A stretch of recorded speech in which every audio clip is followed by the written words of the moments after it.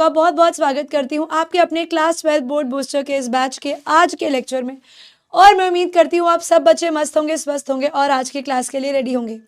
तो भाई जैसा कि आप सब बच्चे जानते हैं, मैंने आपको कहा था कि आपके लास्ट के जो 3 टॉपिक्स हैं वो बेटा मैं आपको एक सिंगल लेक्चर में ही कंबाइन करके देने वाली हूँ। तो बच्चे वो तीनों टॉपिक्स जो मैंने आपको आज के क्लास में कराने हैं वो स्टार्ट होते हैं बच्चे रीडिंग कॉम्प्रीहेंशन से। फिर बच्चों हम लोग करेंगे the interview by Christopher Sylvester और करेंगे बच्चों हम लोग the going places. I hope बच्चों आप लोग आज की क्लास के लिए रेडी होंगे। तो चलिए बच्चों फिर स्टार्ट करते हैं आज की क्लास को। अब शुरू करते हैं बच्चे हमारा रीडिंग कॉम्प्रीहेंशन को। और रीडिंग कॉम्प्रीहेंशन के बारे में कुछ कुछ बातें जानना पहले बहुत ज़रूरी है बच्चे। जब भी आप बात करते हो रीडिंग कॉम्प्रीहेंशन की, तो रीडिंग कॉम्प्रीहेंशन करते हुए कुछ टिप्स एंड ट्रिक्स को दिमाग में रखना है। उन चीज़ों को दिमाग में रखोगे तो चांसेस कम है कि पेपर में गलतियां करोगे। ठीक है, अब आ जाओ रीडिंग कॉम्प्रीहेंशन के इंपॉर्टेंट पॉइंट्स के ऊपर। पहली बात तो बच्चे रीडिंग कॉम्प्रीहेंशन आप लोगों के पेपर में 22 मार्क्स का आता है। ठीक है, जिसके अंदर आप लोगों को 12 + 10 मार्क्स इस तरीके से 2 क्वेश्चन दिए जाएंगे। ठीक है, दोनों क्वेश्चंस में क्वेश्चंस कैसे होते हैं पहले ये देख लीजिए। मैंने आप लोगों के लिए 2 क्वेश्चंस रखे हैं, एक क्लास में और एक एज अ होमवर्क वाला अगली क्लास में हम लोग डिस्कस करेंगे। देखिए बच्चों, जब भी पेपर में सवाल आता है तो पहला पैसेज या तो बच्चे कोई डिस्क्रिप्टिव पैसेज होता है। ठीक है, डिस्क्रिप्टिव पैसेज जिसके अंदर आप लोगों को कोई इंटरप्रिटेशन दे दिया, कोई टेक्स्ट को समझाने का दे दिया, कोई ओपिनियन दे दिए, ऐसे सवाल दिए जाएंगे। सेकेंड बच्चे, पहले ही पैसेज के अंदर आप लोगों को कोई लिटरेरी पैसेज भी आ सकता है जिसके अंदर आप लोगों को कोई स्टोरी दे दी एक्सप्लेन करने के लिए, कोई इंसिडेंट दे दिया, कोई एनेक्डोट दे दिया समझाने के लिए। तो बच्चे ये वाले जो पैसेज होते हैं ना, इनकी जो अंडरस्टैंडिंग होती है, ठीक है, याद रखना इनकी जो अंडरस्टैंडिंग होती है ना वो थोड़ी सी मीडियम टू हार्ड होती है। यानी इन पैसेज को समझना कभी कभी हमारे लिए थोड़ा मीडियम टू हार्ड हो जाता है, लेकिन इनके ऊपर जो बच्चे क्वेश्चंस आते हैं ना वो थोड़े से इजी टू मीडियम में रेंज करते हैं।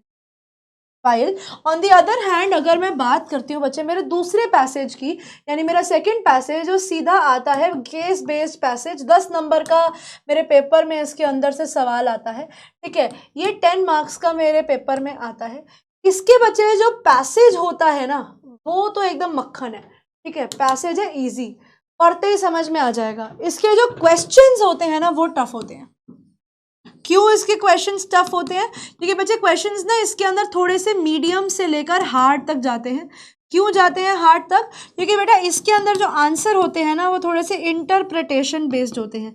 कैसे होते हैं? थोड़े से आंसर इंटरप्रिटेशन बेस्ड होते हैं। आपको आंसर बहुत सोच समझ के लिखना पड़ता है, समझना पड़ता है पैसेज को, ढूंढना पड़ता है कि करना कैसे है। पेपर में किस तरीके के सवाल बच्चे पूछे जा सकते हैं? देखिए, जो मार्क्स होंगे बच्चे वो या तो आपके पेपर में आएगा 1 मार्क का या 2 मार्क के सवाल। इन दोनों में से ही मार्क्स इन दोनों के ही मार्क्स में से क्वेश्चन आता है, या तो 1 मार्क का सवाल होगा या 2 मार्क का सवाल होगा। ठीक है, अगर मैं बात करूं 1 मार्कर्स के अंदर, तो या तो बच्चे आप लोगों को दे दिया जाएगा शॉर्ट आंसर लिखने के लिए। ठीक है, शॉर्ट आंसर लिखने को दे दिया जाएगा। ठीक है, आप लोगों को ट्रू फॉल्स स्टेटमेंट बेस्ड सवाल आ सकते हैं, ट्रू फॉल्स आ सकता है। ठीक है, आप लोगों को असर्शन रीजनिंग आ सकता है। क्या आ सकता है? आप लोगों को असर्शन रीजनिंग का सवाल आ सकता है। ठीक है, आप लोगों को फिल इन द ब्लैंक्स का सवाल आ सकता है कि आपके जो क्वेश्चन है उसके अंदर फिल इन द ब्लैंक्स कीजिए।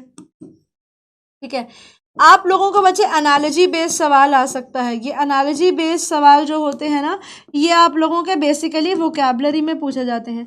एनालॉजी में अगर ऐसा होता है, अगर A = B तो फिर C का बताओ D के साथ क्या रिलेशन है। तो अगर आप A से B का रिलेशन पहचान जाते हो, ये इसका एंटोनिम है, इसका सिनोनिम है, सिमिलर मीनिंग वाला वर्ड है, ऑपोजिट मीनिंग वाला वर्ड है, तो वही सेम रिलेशनशिप यहाँ पर भी एस्टैब्लिश होगा।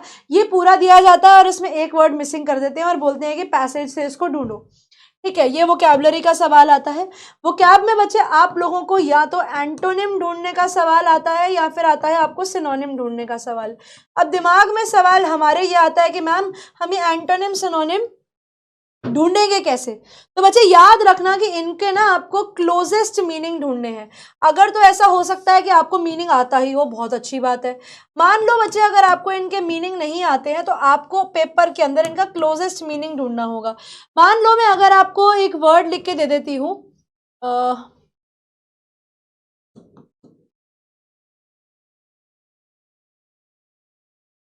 शीना नेटल्ड मीरा।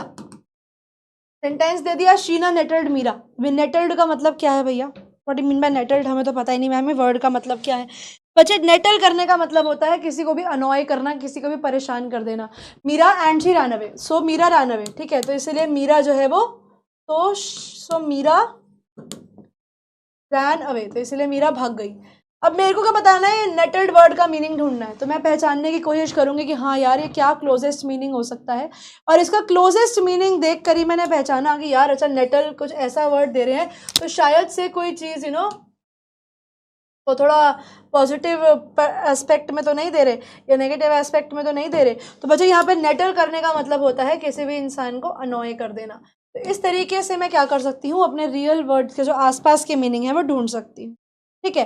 पैसेज अटेम्प्ट कैसे करते हैं?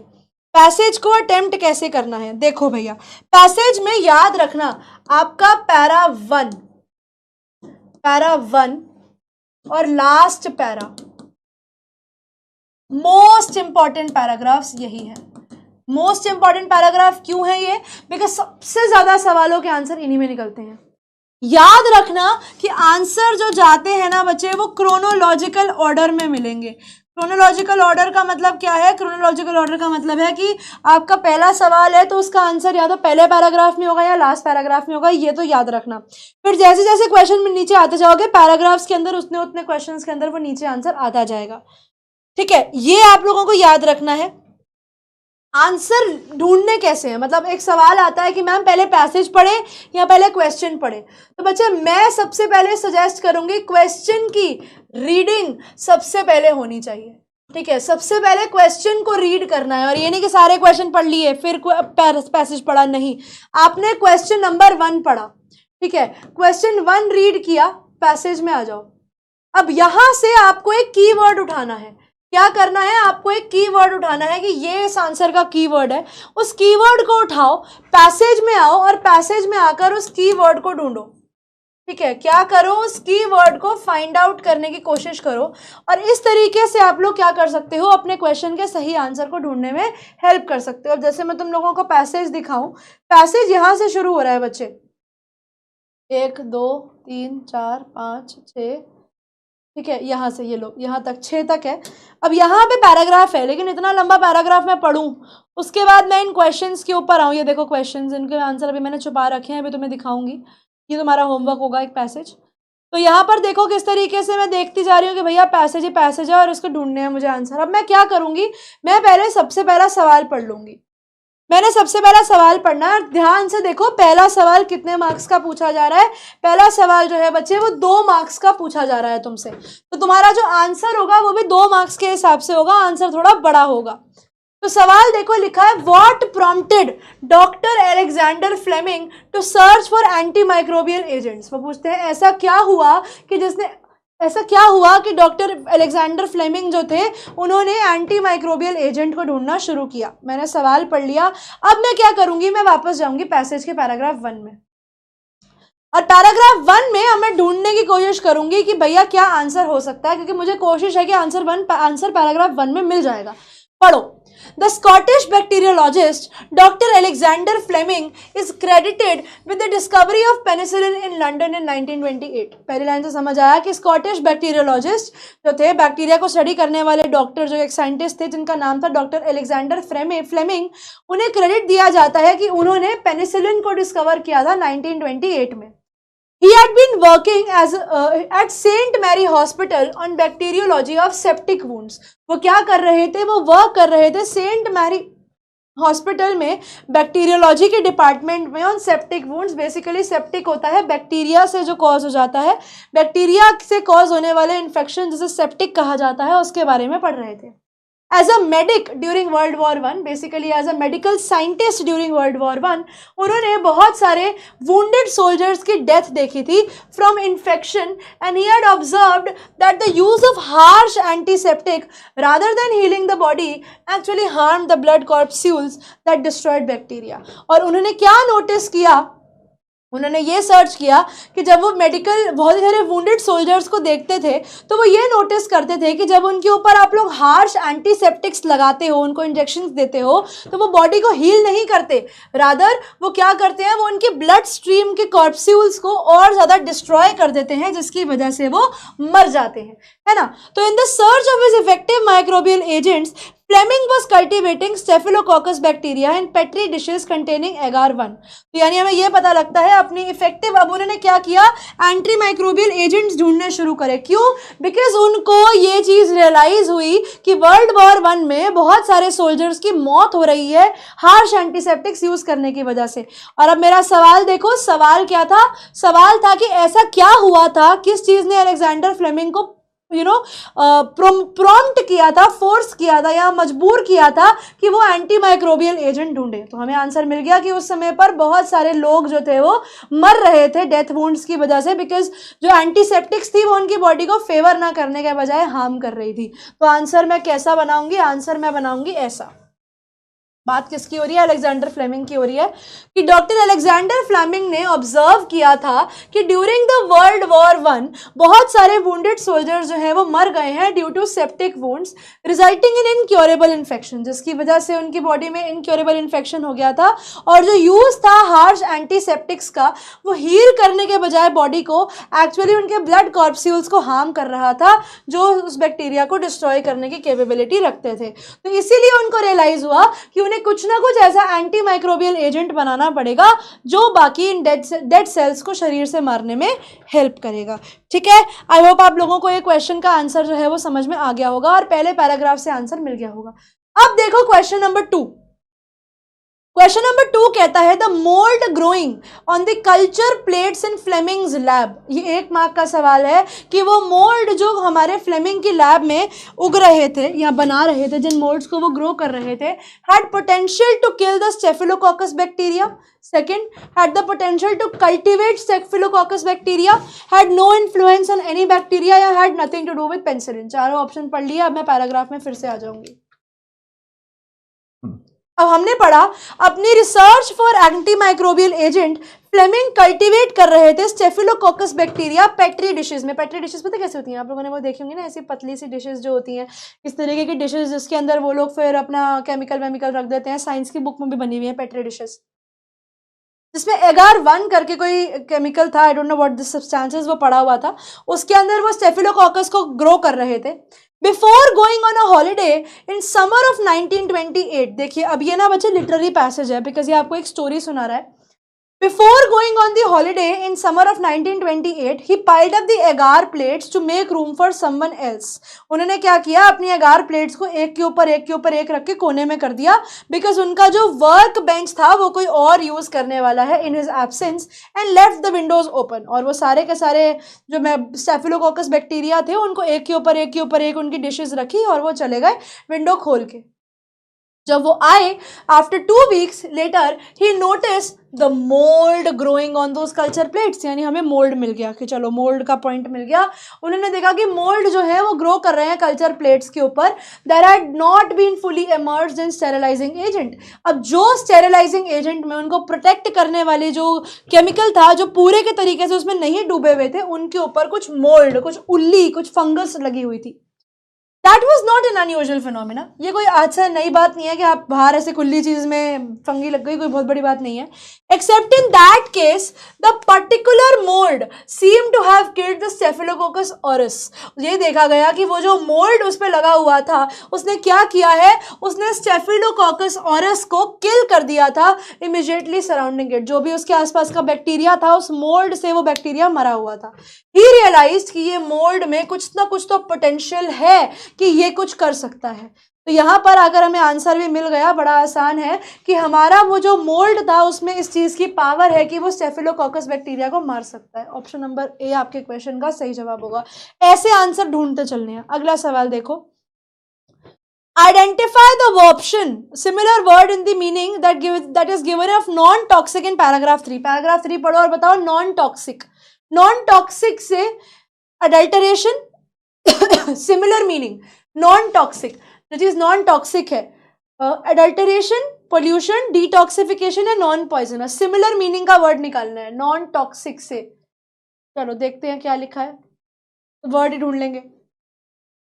A Fleming consulted a mycologist called C.J. Latouche who occupied a laboratory downstairs containing many mold specimens। तो क्या किया हमारे फ्लेमिंग ने, कंसल्ट किया एक माइकोलॉजिस्ट को जिनका नाम था C.J. Latouche, जिनके पास बहुत सारे मोल्ड पड़े हुए थे, पॉसिबली वो वाला मोल्ड भी जो उनके सामान के ऊपर, जो उनके उस पेट्री डिशेस के ऊपर आ गया था। And they concluded it was penicillium genus, और उन्होंने कंक्लूड किया कि वो पेनिसिलम जीनस था ऑफ एस्कोमाइटोस फंगी। बड़ा ही अजीब नाम है पर बोल दिया, कोई नहीं। Fleming continued to experiment with the mold on other pathogenic bacteria। Flamingo कह रही हूँ, फ्लेमिंग ने क्या किया, उसके बाद उस मोल्ड को बाकी बैक्टीरियाज पर भी चेक किया, finding it was successful in killing a large number of them. उन्होंने नोटिस किया कि वो जो था वो और बहुत सारे लार्ज बैक्टीरियाज को मार पा रहा था। Importantly it was a non toxic, तो वो नॉन टॉक्सिक था। तो बेसिकली हम क्या देख पा रहे हैं कि वो नॉन टॉक्सिक है। अब यहाँ पर ये पैराग्राफ पढ़ना क्यों जरूरी था, इस वर्ड का एक्चुअल मीनिंग निकालने के लिए कि यहाँ पर ये किस सेंस में लगाया गया है। तो यहाँ पर बच्चे ये सेंस में लगाया गया है ऑफ नॉन पॉइजनस, कि वो बिल्कुल भी पॉइजनस नहीं था। So here was the bacteria destroying agent that could be used as an antiseptic in the wounds without damaging the human body।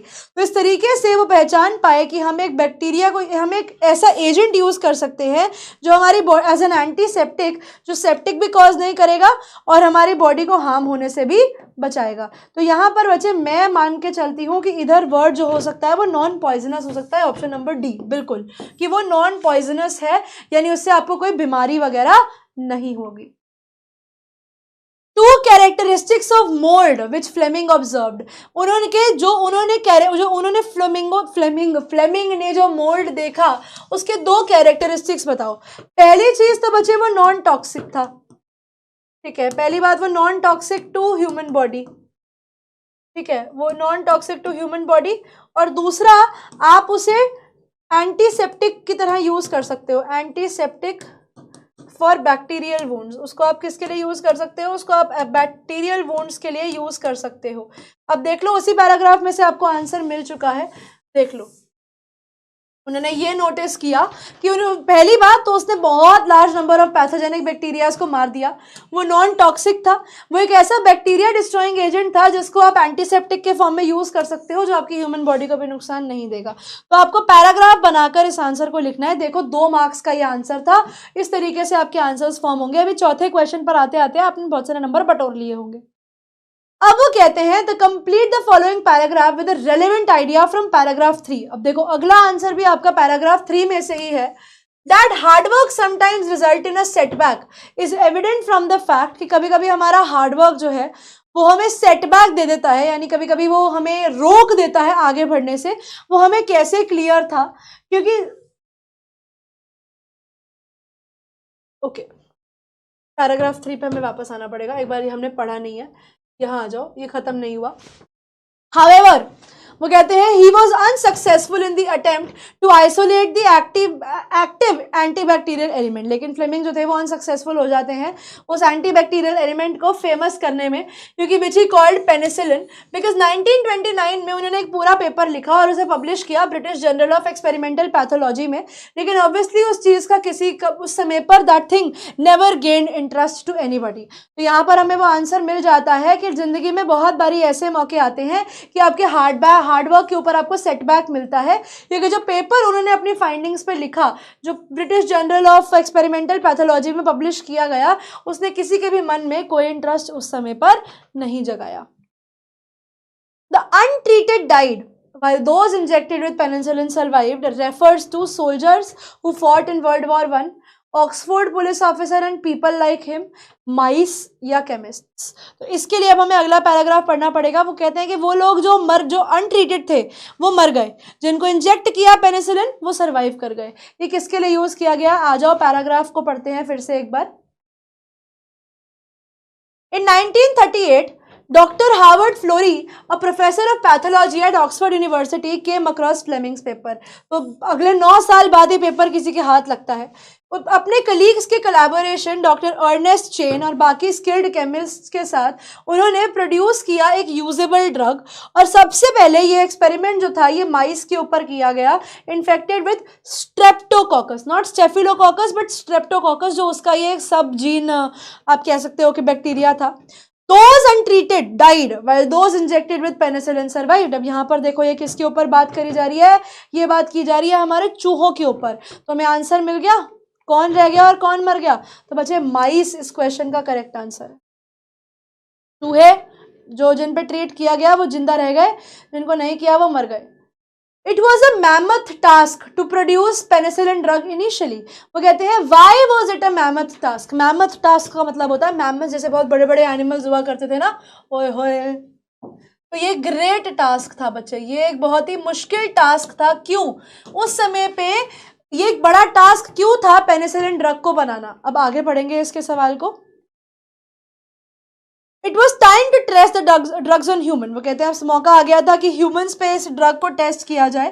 But they could not produce enough. लेकिन वो इतना ज़्यादा प्रोड्यूस नहीं कर सकते थे क्योंकि 2000 लीटर्स ऑफ मोल्ड लगता, कल्चरल फ्लूइड लगता सिर्फ इतना पेनिसिलिन बनाने के लिए कि एक सिंगल पेशेंट की ट्रीटमेंट हो सके. तो ये एक बहुत बड़ा टास्क इसीलिए था because you need 2000 litres of mould fluid liquid ताकि आप एक इंसान के जितना पेनिसिलिन ट्रीटमेंट के लिए बना सको. क्योंकि it took 2000 litres of mold culture fluid to acquire enough penicillin to treat a single patient. तो उस समय पे प्रैक्टिकली ये चीज इम्पॉसिबल हो गई थी. समझ में आया. Another question, which instance in the passage makes it evident that shortage of penicillin resulted in fatality? ऐसा कौन सा इंसिडेंट है पैसेज में जो ये आपको क्लियर करता है कि जब हमारे पास शॉर्टेज थी पेनिसिलिन की तो उससे फेटिलिटी हुई, यानी उससे कैजुअलिटी हुई, यानी उससे डेथ हुई. ठीक है, उससे हमें नुकसान फेस करना पड़ा. वो आपको कैसे पता लगता है? पैराग्राफ पे वापस आ जाओ, पैराग्राफ पढ़ो, देखो बहुत आसान पैराग्राफ है. आइट्स का पैराग्राफ है, ये आइट्स में आया है. The source is British Council. IELTS का पेपर का सवाल है ये. अब वो कहते हैं फर्स्ट केस आया था 1940 में जब एक ऑक्सफोर्ड पुलिस ऑफिसर जो who was near death as a result of infection by both staphylococci and streptococci rallied after 5 days of treatment. ठीक है, but when the supply of penicillin ran out he eventually died. कि जब 5 दिनों बाद हमारी penicillin की जो supply है वो रुक जाती है, वो मर जाते हैं. अब आगे भी एक बार पढ़ लेते हैं. वो कहते हैं कि ऐसा कौन सा एग्जाम्पल था जहां पर पेनिसिलिन ना होने की वजह से इंसान मर गया. तो एक एग्जाम्पल तो हमारे पास ऑक्सफोर्ड पुलिस ऑफिसर का है. एक बार एक आगे भी है, वो भी देख लो. The standardization and large-scale production of penicillin drug during World War II and availability for treating wounded soldiers undoubtedly saved many lives. वो कहते हैं उस समय तक आते आते एक स्टैंडर्डाइजेशन और लार्ज स्केल प्रोडक्शन हो चुकी थी पेनिसिलिन की, जिसकी वजह से वर्ल्ड वॉर 2 में बहुत सारे सोल्जर्स की जान बचा ली गई. पेनिसिलिन बहुत इफेक्टिव प्रूव हुआ इन the treatment of pneumococcal pneumonia. ठीक है, न्यूमोकॉकल निमोनिया करके एक प्रॉब्लम थी, उसको ट्रीट करने में हेल्प किया गया. डेथ रेट जो था वर्ल्ड वॉर 2 में वो सिर्फ 1% था as compare to 18% in world war 1. यानी यहाँ पर हम ये देख पा रहे हैं इन दोनों केसेस के अंदर कि वर्ल्ड वॉर 1 में जब ये यूज किया गया था हमारा पेनिसिलिन तो उस समय पे लोग कम मरे. अब यहाँ पर पुलिस ऑफिसर वाला केस ही जाएगा कि जो डेथ हुई थी हमारे पुलिस ऑफिसर की who was infected by both staphylococci and streptococci bacteria, वो ये चीज दिखाता है कि शॉर्टेज ऑफ पेनिसिलिन जो है वो एक्चुअली डेथ कॉज कर सकती है. ठीक है, now we have the last question. How has penicillin proved its worth in the field of medicine. 40 word में ये आंसर लिखना है कि पेनिसिलिन ने अपनी जगह कैसे बनाई है. तो अब आ जाओ. It has proved its worth in the treatment of many life threatening infections such as tuberculosis, meningitis, diphtheria and several sexually transmitted disease. Simple, पूरा का पूरा कॉपी पेस्ट आंसर मिल गया. टेप देना. फिर भी एक बार लास्ट पैराग्राफ पढ़ लो बिकॉज इतना आयो तो इतना भी पढ़ ही लो.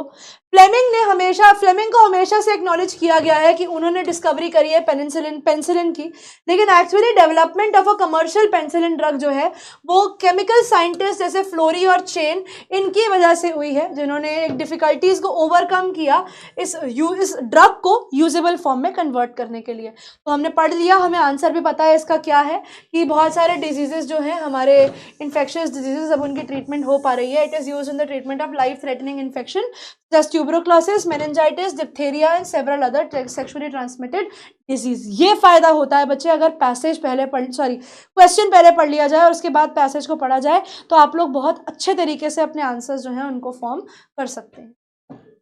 ठीक है, अब इसी के साथ बच्चे एक क्वेश्चन मैंने आप लोगों के लिए एज अ होमवर्क छोड़ा है, ये क्वेश्चन भी सेम तरीके से आप लोग सॉल्व करेंगे।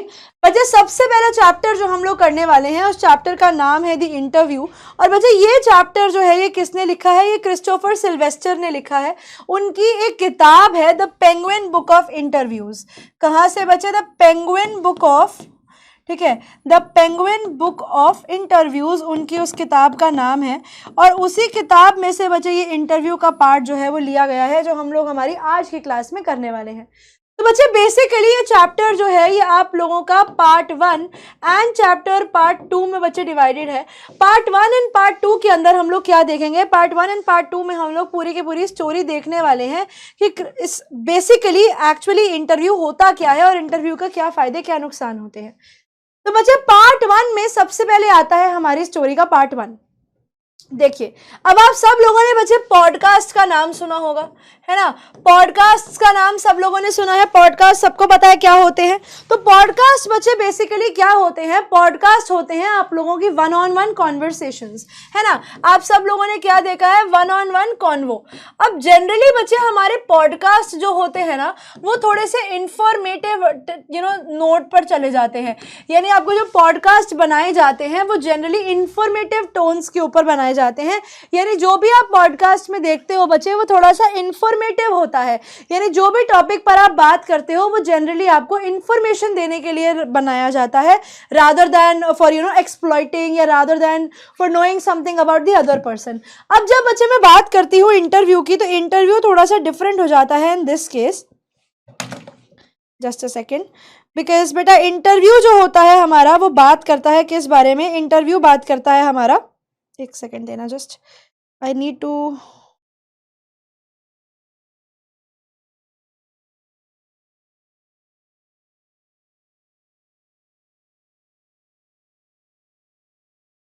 एक second, I am just sending the notes for the day. Yes, done. तो बच्चे स्टोरी जाती है कुछ इस तरीके से कि इंटरव्यू जो होता है बच्चे वो किस लिए लिया जाता है? जो इंटरव्यू होता है वो जर्नलिज्म का एक बहुत ही मेजर पार्ट होता है बच्चे। इसे फोर्थ पिलर ऑफ डेमोक्रेसी भी कहा जाता है। क्या कहा जाता है? इसे फोर्थ पिलर ऑफ डेमोक्रेसी भी कहा जाता है बच्चे। तो ये फोर्थ पिलर ऑफ डेमोक्रेसी जो है इंटरव्यू, इसका एक बहुत कॉमन प्लेस है हमारे जर्नलिज्म में, इंटरव्यू लिए जाते हैं। बट जनरली बच्चे इंटरव्यूज जो होते हैं ना वो अलग अलग पर्पसेस के लिए लिए जाते हैं, अलग अलग रीजंस के लिए लिए जाते हैं। Opinions on the functions, methods and merits, यानी बेसिकली जो पॉजिटिव पॉइंट्स होते हैं इंटरव्यू के वो कंसिडरेबली वेरी कर सकते हैं, यानी डिफर कर सकते हैं। हर इंसान अपने खुद के हिसाब से इंटरव्यू के बारे में बता सकता है। ठीक है, कई इंसान कहते हैं कि इंटरव्यू जो है it is the highest form या सोर्स ऑफ ट्रूथ। वो कहते हैं कि अगर आपको किसी इंसान के बारे में जानना है, if you want to know about somebody, तो अगर आप उन्हें 1-on-1 नहीं जानते, अगर आप उन्हें पर्सनली नहीं जानते, तो आप उनके बारे में कैसे जान सकते हो? आप उनके बारे में जान सकते हो इंटरव्यू के थ्रू। क्यों? बिकॉज यहाँ पर वो इंसान आपको खुद अपने मुंह से बातें बताएगा, तो हम यही मान के चलते हैं कि वो जो इंसान बातें बताएगा वो सच ही बताएगा। तो in that way it is the highest form of truth, it is a source of truth, कि जो भी चीज आपको बताई जाएगी वो सच बताई जाएगी। और इन अ प्रैक्टिस इन आर्ट, ठीक है, और यहाँ पर ये इसकी जो प्रैक्टिस है वो एक आर्ट है। कैसे? बिकॉज आपको अपने वर्ड्स को यूज करके एक्सट्रैक्ट करनी है info from the other person. आप लोगों को सामने वाले को बिना अनकंफर्टेबल किए उससे कंट्रोवर्शियल टॉपिक्स के ऊपर, उसकी लाइफ के पर्सनल टॉपिक्स के ऊपर भी सवाल पूछने हैं, और इस तरीके से पूछने हैं कि सामने वाला उस चीज से ऑफेंड ना हो। तो ये बच्चे अपने आप में एक बहुत ही आर्टफुल चीज है। अब वो कहते हैं कि जिस तरीके से हर चीज के पॉजिटिव्स होते हैं वैसे ही हर चीज के बच्चे नेगेटिव्स भी होते हैं। इंटरव्यू को लोग पसंद भी करते हैं और इंटरव्यू को लोग हेट भी करते हैं। कई लोग इसे हेट करते हैं, अनलाइक करते हैं, this is the meaning of this word, of the interview as an unwarranted intrusion. उन लोगों का मानना होता है ये एक अनवांटेड, मतलब यू डोंट वांट दैट, ठीक है, अनवांटेड इंटरफेरेंस है कि कोई इंसान के घर में कोई मर गया और आप लोग उसके सर पे बोलने आ गए, सर जी आप कैसे हैं, सर जी आप कैसे हैं, सर जी आप कैसे हैं। तो इसे that is very very wrong, that is very immoral, ठीक है। He says it diminishes there personality. इसे अगर गलती से हमने कुछ कंट्रोवर्शियल बात बोल दी, अगर गलती से हमने कुछ ऐसा बोल दिया, ठीक है, जिससे हम गलत प्रूव हो जाएंगे, तो उसके बाद there's nothing that we can do about ourselves। उसके बाद हम खुद के लिए कुछ नहीं कर सकते, फंस गए भैया अब हम कंप्लीट तरीके से। तो यहाँ पर बच्चे पार्ट 1 में कुछ सेलिब्रिटीज के बारे में वो बताते हैं जिनके अलग अलग व्यू पॉइंट्स थे आपके इंटरव्यू को लेकर, और हम एक एक को इन डिटेल डिस्कस करेंगे।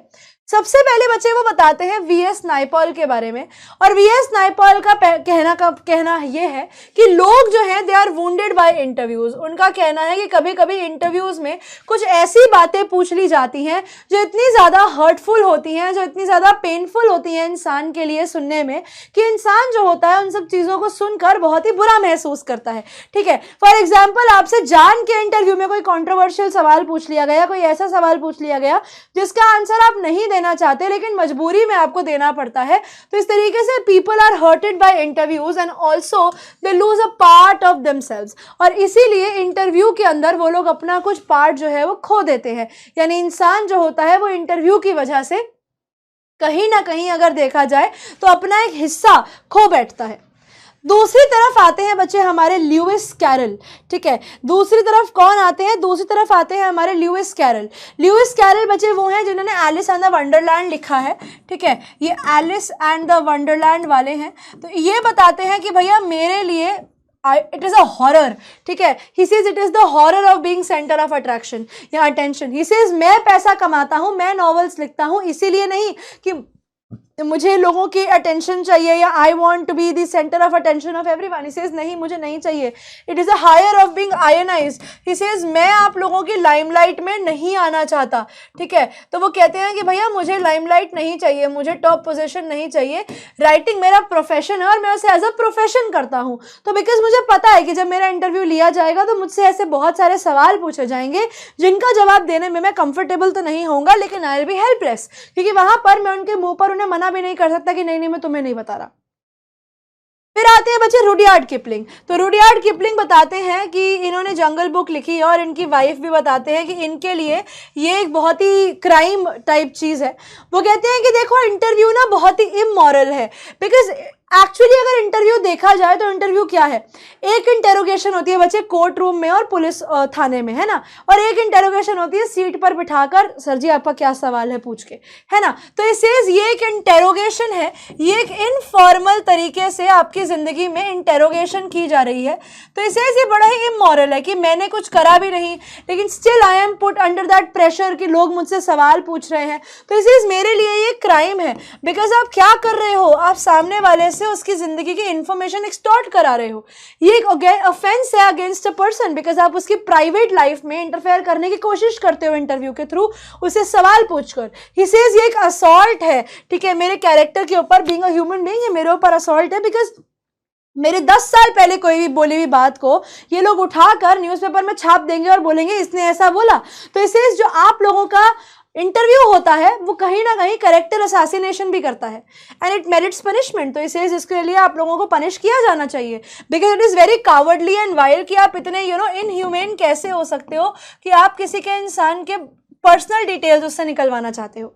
H.G. वेल्स कहते हैं कि ये एक ऑर्डियल है, ठीक है। ऑर्डियल का मतलब है कि ये एक प्रॉब्लमैटिक टास्क है। अब वही बच्चे प्रॉब्लमैटिक टास्क इसीलिए ही है, सिंपल बात एक ही आती है कि आप जब बोलते हो ना तो आपको बहुत ही रिस्ट्रेंट होकर बोलना पड़ता है, आपको अपनी जुबान पर लगाम लगाकर बोलना पड़ता है। You can not just speak everything and anything, you need to think about hundreds and hundreds of thing before you do something. तो जब आप बोलते हो तो उससे पहले आपको 100 बार सोचना पड़ता है कि भैया मैं बोलूं या मैं नहीं बोलूं। फिर आते हैं बच्चे सॉल बेलो। सॉल बेलो का कहना है कि ये जो है ना, this interview it is thumbprints on the windpipe. तो इसे ये ना एक कांस्टेंट प्रेशर बना रहता है हमारे सर के ऊपर। तो इसे जिस तरीके से सर पे एक तलवार लटक रही होती है and we are at risk every time that anything can happen, इसे ये बिल्कुल ऐसे है कि somebody is stopping me from speaking and I cannot completely speak what I want। तो मैंने दर्द हो गया, तो मैं कुछ बोलना चाहती हूँ लेकिन मैं बोल नहीं पा रही। It is a constant pressure, it is like बस ऐसे हाथ लगा हुआ है और कोई दबाएगा, मेरी गिच्ची दबा के मुझे मार देगा। तो इसे हमें सोचना पड़ता है कि हम क्या करें भैया, हम ऐसे अपना गला दबा के मर जाएं या क्या करें। फिर बोलते हैं डेनिस ब्रायन। अब Dennis Brian was the only person जो पॉजिटिव आउटलुक देते हैं। वो कहते हैं देखो हमारे पास हमारे विविड कंटेम्पररीज का, ठीक है, हमारे लीडर्स का, ठीक है, हमारे सेलिब्रिटीज का, हमारे फेमस पीपल का,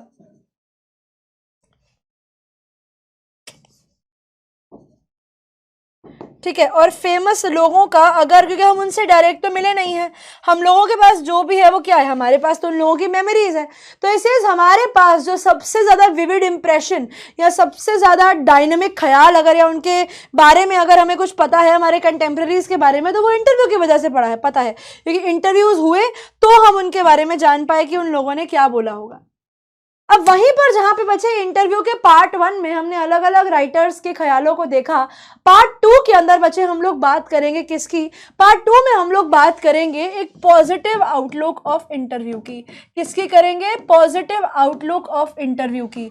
पॉजिटिव आउटलुक ऑफ इंटरव्यू का क्या मतलब हो गया बच्चे? इसका मतलब हो गया कि यहां पर आप बात करने वाले हो उन टॉपिक्स के बारे में, उन चीजों के बारे में जो आपको एक पॉजिटिव इमेज बताएंगे इंटरव्यू के बारे में कि इंटरव्यू कुछ इस तरीके का होता है। तो पार्ट 2 जो है बच्चे वो एक इंटरव्यू है अम्बर्टो इको के बीच में, जो एक बहुत ही फेमस राइटर हैं, और मुकुंद पद्मनाभन के बारे में बच्चे, जो द हिंदू के एक बहुत ही फेमस और बहुत ही जाने माने इंटरव्यूअर हैं।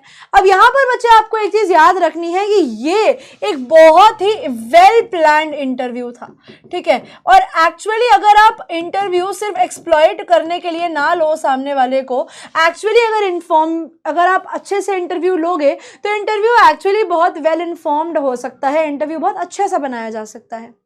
तो बच्चे अगर बात की जाए अम्बर्टो इको की, जिनका ये लिया गया है इंटरव्यू, तो अम्बर्टो इको कौन है? अम्बर्टो इको एक प्रोफेसर थे विद अ फॉर्मिडेबल रेपुटेशन, यानी वेल नोन, काफ़ी अच्छी जानी मानी रेपुटेशन थी इनकी सोसाइटी में। किसके लिए? एज अ स्कॉलर, ठीक है। ये स्टार्टिंग से नॉवलिस्ट नहीं थे, इन्होंने स्टार्टिंग से नॉवल लिखना शुरू नहीं किया था। ये जाने जाते थे अपने for being a scholar, for his scholarly ideas. और इनकी जो स्टोरी है ना बच्चे, वो सिमोटिक्स के ऊपर, सॉरी, इनकी जो बुक है वो साइन लैंग्वेजेस के ऊपर है, ठीक है। लिटरेरी इंटरप्रिटेशंस लिखी हैं इन्होंने, मिडीवल एस्थेटिक्स पर फोकस किया है। इन सब चीज़ों के बाद, यानी एकेडमिक राइटिंग के बाद, ठीक है, पढ़ाई लिखाई वाली किताबें लिखने के बाद बच्चे ये कहाँ पे शिफ्ट होते हैं?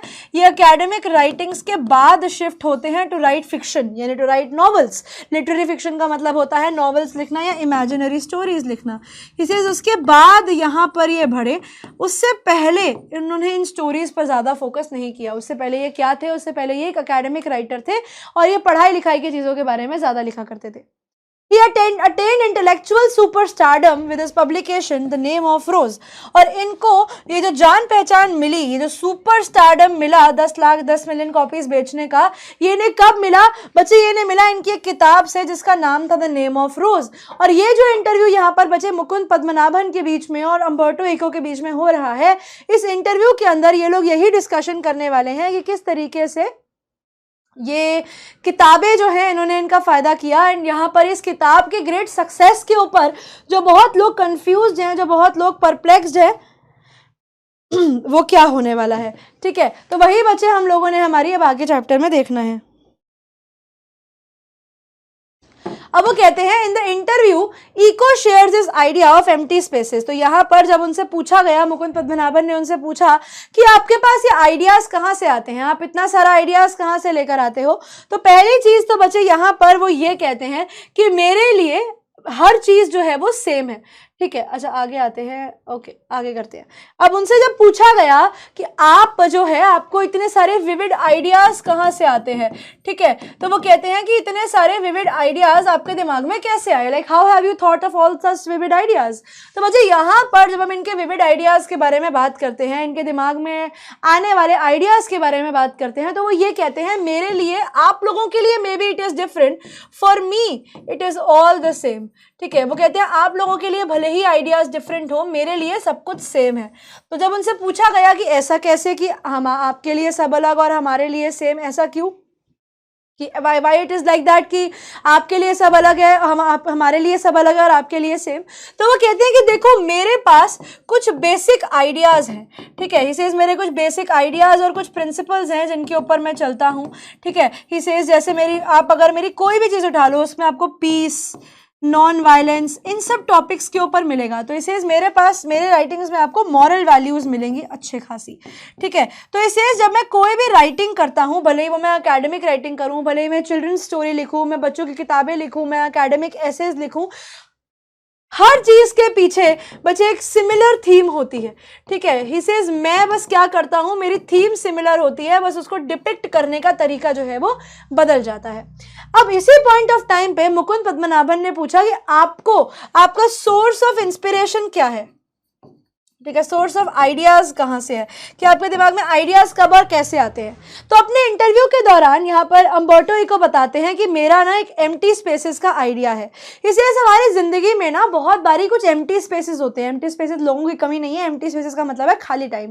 इसीलिए फॉर एग्जाम्पल मैंने आपको घर बुलाया, आपने लिफ्ट का बटन दबाया और अब आप लिफ्ट में चढ़ के ऊपर आ रहे हैं। जब तक आप लिफ्ट में चढ़ के ऊपर आ रहे हैं आप खाली हैं, आप फ्री हैं। तो इसलिए वो आपकी लाइफ का एम्प्टी स्पेस है। इसलिए सर मेरा भी वो एम्प्टी स्पेस है कि मैं आपका वेट कर रहा हूं। He says, आप अपना एम्प्टी स्पेस यूज नहीं करते, लेकिन मैं उस एम्प्टी स्पेस को इंटरस्टाइस बोलता हूं। He says, और मैं उस इंटरस्टाइस को यूज करता हूं सोचने के लिए। He says, जब तक आप ऊपर मेरे घर में आओगे तब तक शायद मैं एक और आइडिया अपनी नॉवल के लिए ऑलरेडी सोच चुका होऊंगा। तो he says that he makes the use of these empty spaces to work. He says मैं यही यूज करता हूँ to think of ideas. He says मैं यही टाइम पे सोचता हूँ कि मैं किस चीजों के बारे में लिख सकता हूँ। अब उनसे पूछा गया कि आपके जो एसेज हैं, जो स्कॉलरली एसेज हैं, वो बहुत ही डिफरेंट हैं बाकी वर्ल्ड से, ऐसा क्यों, एंड आपका जो एसेज हैं वो भी बहुत ज़्यादा फेमस है, ऐसा क्यों है, कि मतलब आपकी जो नॉवल है it is also known for its writing, तो आपकी जो स्कॉलरली वर्क है लोग उनको भी जानते हैं। तो इस टाइम पर इको बताते हैं कि मेरे जो स्कॉलरली वर्क्स है ना वो बहुत ही नैरेटिव टोन में है। ठीक है, ही सेज देखो मैं अब अगर आप लोगों को बताऊं बाकी लोगों की राइटिंग स्किल्स, तो ही सेज बाकी जो किताब है ना उसमें ट्रायल्स और सीधा कंक्लूजन्स आप लोगों को मिल जाएंगी। ठीक है, अदर बुक्स में। ठीक है, ही सेज बाकी आपको अदर स्कॉलर बुक्स के अंदर यही मेथड मिलेगा जो पढ़ने में कभी कभी बहुत ज्यादा रिडंडेंट हो जाता है, बहुत ज्यादा बोरिंग हो जाता है। ही सेज अगर आप मेरी किताबें पढ़ेंगे तो वहां पर मैंने अपने ट्रायल्स, अपने एरर्स, अपने कंक्लूजन्स, अपनी लर्निंग्स सब मेंशन किया हुआ है। तो इसी वजह से मेरा जो राइटिंग स्टाइल है ना वो नैरेटिव स्टाइल है। इसे मेरे टीचर ने भी मुझे कहा था कि तुम्हारी जो आंसर है वो बहुत ही डिस्टिंक्टिव है। तो इसे मेरा जो स्टाइल है ना वो नैरेटिव स्टाइल है, और इसीलिए आई बिलीव, क्योंकि मैं नैरेटिव स्टाइल्स में लिखता हूँ, क्योंकि मैं थोड़े डिफरेंट तरीके से चीज़ों को लिखता हूँ, तो आई बिलीव कि मैं इस चीज़ को, अगर मैं नैरेटिव स्टाइल्स में लिख रहा हूँ, अगर मैं चीज़ों को इस तरीके से लिखता हूँ, तो मुझे ये लगता है कि हाँ काम बन जाएगा, बिकॉज लोगों को ये नैरेटिव स्टाइल जो है ना वो बहुत ही रेयर मिलता है, रेयर इन स्कॉलर किताबें। ठीक है, अगर आपको स्कॉलर चीज़ें पढ़नी है, ठीक है, अगर आपको स्कॉलरली बुक्स पढ़नी है तो उनके अंदर आपको ऐसे आइडियाज़ जो हैं वो बहुत ही रेयर मिलते हैं। और इसी मैं इसीलिए स्टाइल में लिखता हूँ ताकि my writings become famous and people get to read them, उनको ये किताबें जो है वो सही से पढ़ने को मिले। तो अब उनसे पूछा गया कि आप जो हैं, आपको कैसा लगता है कि आप इतने फेमस स्कॉलरली राइटर हैं लेकिन लोग आपको नॉवेल्स के लिए जानते हैं, तो आपको कैसा लगता है। तो he likes to be identified more as a university professor who writes novel. तो वो यही कहते हैं कि देखो इट इज़ वेरी अंडरस्टूड कि अगर मैं बात करता हूँ लिटरेरी राइटिंग की और नॉवेल्स की, तो आई नो कि लिटरेरी राइटिंग जो है वो ज़्यादा लोग उससे इंटरेस्टेड नहीं होते। Not many people are interested towards the kind of writing skills, not many people are very happy in writing, you know, novels and all those things. He says, sorry, to read scholarly books. He says, लोग जो है वो scholarly books को पढ़ना इतना पसंद नहीं करते, मुझे पता है. तो he says, I am okay कि अगर मेरी novel जो है वो Name of Rose famous हो रही है, it doesn't matter, मुझे कोई problem नहीं है मेरी novel के famous होने से, I am okay with it. He says, लेकिन हाँ, if I compare myself in all the situations, तो he says, on Sundays, he says, मेरे को Sundays को भी I write novels. He says, मैं novels Sunday को लिखता हूँ, ठीक है, मैं बाकी दिनों पर अपनी एकेडमिक राइटिंग पर काम करता हूँ. Says I am a full time professor. तो नॉवेल्स लिखना मेरा पार्ट टाइम काम है, मुझे नॉवेल्स लिखना अच्छा लगता है and that is the sole reason that I write novels and nothing else. और वो यही कहते हैं कि मैं एकेडमिक मीटिंग्स को, He says, अगर मुझे मौका मिलता है तो मैं एकेडमिक मीटिंग्स को प्रेफर करता हूँ over pen meets. He says, मैं राइटर्स की मीटिंग्स में कम जाता हूँ और मैं अपनी एकेडमिक मीटिंग ज़्यादा प्रेफर करता हूँ. But it's okay. He says, I am completely okay with the fact कि लोगों को मेरी राइटिंग से ज़्यादा मीटिंग्स वो पसंद है, नॉवेल्स पसंद है, तो नो प्रॉब्लम, ऐसे करा लो भैया. अब इको जो बताते हैं, अब सवाल ये था कि अब इनकी जो किताब है नेम ऑफ रोज, ये एक बड़ी ही सीरियस नॉवल है, ठीक है, बड़ी सीरियस नॉवल है जो मेटाफिजिक्स, थियोलॉजी यानी स्टडी ऑफ गॉड की, लव ऑफ गॉड, जो लव ऑफ गॉड, ये ऐसी थीम्स के बारे में बात करता है, ठीक है, और मेडिवल हिस्ट्री के बारे में बात करता है. लेकिन सरप्राइजिंग बात ये है कि इतनी सीरियस नॉवल होने के बाद भी इस नॉवल की कुछ 10 मिलियन कॉपीज जो है वो सोल्ड हो जाती हैं. ऐसा कैसे? क्योंकि जब इनकी पब्लिशर थी उन्होंने सिर्फ इन्हें 3K बुक्स का एडवांस दिया था, ठीक है, 3K बुक्स का एडवांस दिया था कि इतनी बिक जाएंगी, लेकिन ये किताब एक्चुअली बूम्ड. तो यही सवाल था कि ऐसा क्या है आपकी किताब में कि आपकी किताब जो है वो इतनी बूम कर गई. तो उन्होंने यही बताया कि देखो मेरी जो किताब है मैंने उसमें कुछ ऐसा अलग सा नहीं लिखा, बट ही सेज हाँ मुझे ऐसा ये जरूर लगा कि पीपल लाइक रीडिंग ट्रैश. उनका मानना ये था कि people like trash. He says लोगों को ना ट्रैश अच्छा लगता है, यानी आप लोगों को वही घिसी पिटी कहानियां दे दो, 2 लड़का लड़की को प्यार हो जाता है, फिर लड़ाइयाँ होती हैं, फिर वही enemy to friends, enemy to lovers, और वो वो सनशाइन एंड ग्रम्पी ट्रूप्स दे दो स्टोरी के अंदर. तो इसे यही सब चलता है स्टोरीज में, और इसे और लोगों को ना ट्रैश अच्छा लगता है. He says, लेकिन मुझे ऐसा लगता है कि कुछ तो ऐसी ऑडियंस होगी जिसे ट्रैश से हटके कुछ और पढ़ना है, कुछ ऐसी ऑडियंस तो होगी जो कुछ और पढ़ना चाहती है. तो he says for different audience, he says ऐसी ऑडियंस different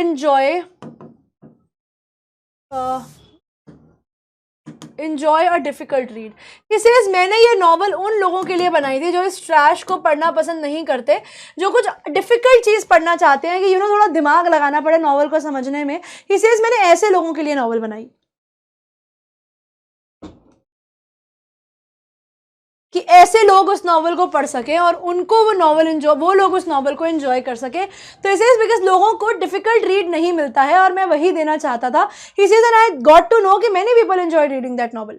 तो उनसे लास्ट सवाल ये पूछा गया कि आपको क्या लगता है कि आपकी नॉवल जो आज इतनी फेमस है, क्या उसके पीछे क्या रीजन है. तो उम्बर्टो इको यही कहते हैं कि देखो मुझे नहीं पता कि ये नॉवल इतनी क्यों सक्सेसफुल है, इसका सक्सेस जो है वो आज भी एक मिस्ट्री है.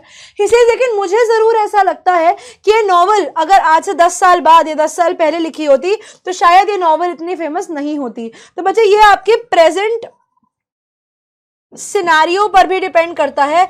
जैसे फॉर एग्जांपल अगर मैं भविष्य मल्लिका की किताब आपको आज से 10 साल पहले दे दूं, या आज से 10 साल पहले मैं 5 साल पहले मैं आपको भागवत गीता पकड़ा देती कि पढ़ो, कोई नहीं पढ़ता, बिकॉज सब लोगों को वो वोक वाले कल्चर में जाना था. Everybody wants to be that Gen Z, everybody wants to be like oh my God I don't believe in God, ऐसा वाला है ना. तो अब वो कल्चर रिवाइव हो रहा है कि people are again going towards God, बढ़ रहे हैं उस तरफ.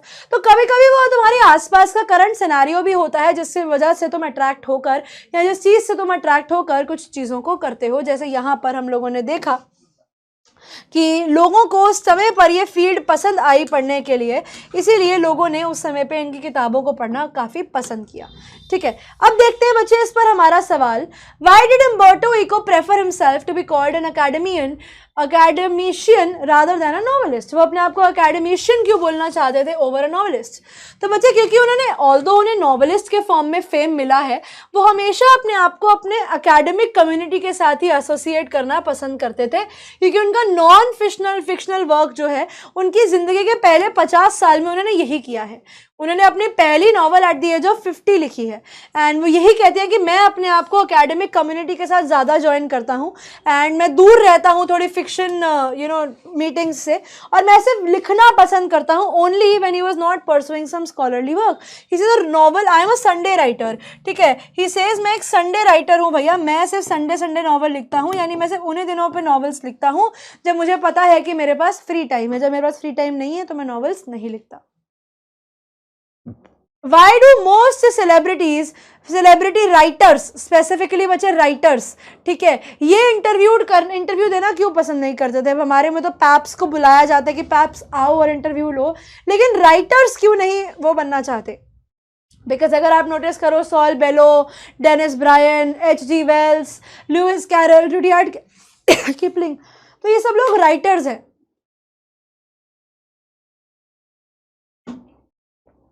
देखो जैसे सेलिब्रिटीज हैं V.S. Naipaul, Rudyard Kipling, Lewis Carroll, H.G. Wells, इन सब लोगों ने स्ट्रॉन्ग हेटरेट दिखाई है भैया इंटरव्यू के लिए कि नहीं होने चाहिए, बिकॉज ऑब्वियसली यार उनसे कुछ ऐसे सवाल भी पूछ लेते हैं कि उन्होंने स्टोरी में आगे क्या लिखना है, कभी कभी वो भी आइडिया लग जाता है, और जब लोगों को आइडिया लगी जाता है तो वो नॉवल खरीदते नहीं है, तो इसीलिए वो लोग कुछ ऐसी चीज़ नहीं बोल सकते जो उनके करियर के अगेंस्ट चली जाए, ठीक है। दे कंसिडर इंटरव्यूअर्स इमोरल, एक असॉल्ट, बिकॉज दे फील कि इंटरव्यूज जो है वो एक डिसपैरेजिंग इफेक्ट उनकी जिंदगी पर छोड़ते हैं और उनकी पर्सनालिटीज को डिमिनिश कर देते हैं, and are encroachment of their privacy, की उनकी फोर्सफुली कंट्रोल किया जा रहा है उनकी प्राइवेसी को, उनकी जिंदगी में घुसने की जरूरत हो रही है लोगों को।